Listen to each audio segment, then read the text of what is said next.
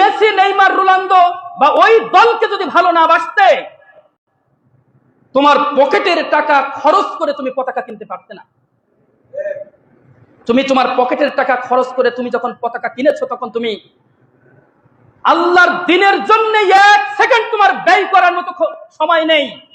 আল্লাহর দিনের জন্য তোমার 10টা টাকা পকেট থেকে বের করে দিবে, তাও দেখো ছেঁড়া নোটটা কিনা, সবচেয়ে অসল মাল সেটা তুমি দেওয়ার চেষ্টা করো। আর তুমি শত শত টাকা খরচ করে, পকেটের টাকা শত শত টাকা খরচ করে তুমি কি করেছো? পতাকা কিনেছো। কেউ কেউ কত বড় বাটপার চিন্তা করেন, জমি বিক্রি করে পতাকা কিনেছে। দেখেছেন আপনারা, মিডিয়ায় খবর শুনেছেন? জমি বিক্রি করে পতাকা কিনেছে। ও কি ভালোবাসা নয়? ও কি এমনি করেছে?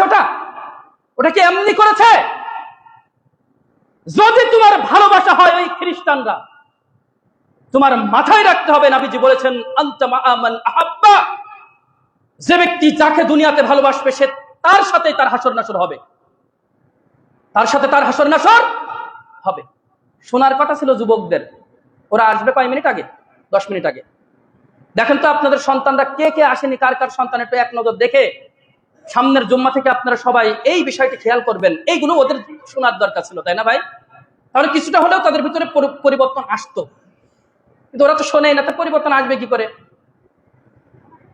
প্রিয় হাজিরিন, তাহলে এই ভালোবাসা কোন মুশরিক, কোন বিধর্মী, ওই ইহুদি খ্রিস্টান, নেইমার, মেসি, রোনালদো, তিনি জনেই খ্রিস্টান। তিনি জনে কি? খ্রিস্টান। এই খ্রিস্টানদেরকে তুমি ভালোবাসতেছো, আর তুমি বলছো যে আমি আমার নবীর জন্য জীবন দিয়ে দিব।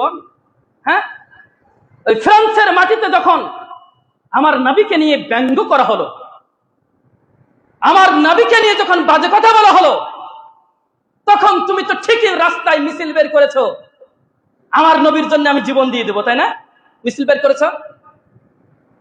তুমি তো সেই যে জীবন দেওয়ার জন্য রাস্তায় বেরিয়েছো নবীর ভালোবাসার জন্য, সেই আবার ওই ফ্রান্সকে ভালোবেসে তুমি রাতের বেলায় খেলা দেখতে ওঠো, ওই জুয়া খেলা দেখো, ওদেরকে সাপোর্ট করো। আছে না এরকম পাবলিক? এখানে আমাদের বাংলাদেশে বহু আছে এরকম। তুমি তো সেই, তুমি কে?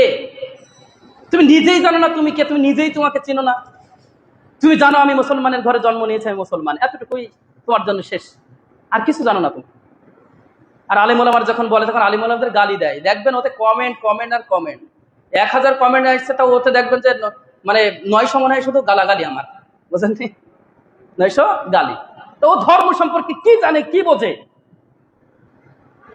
প্রিয় হাজিরিন, তাহলে আমাদের বলেন তো দেখি,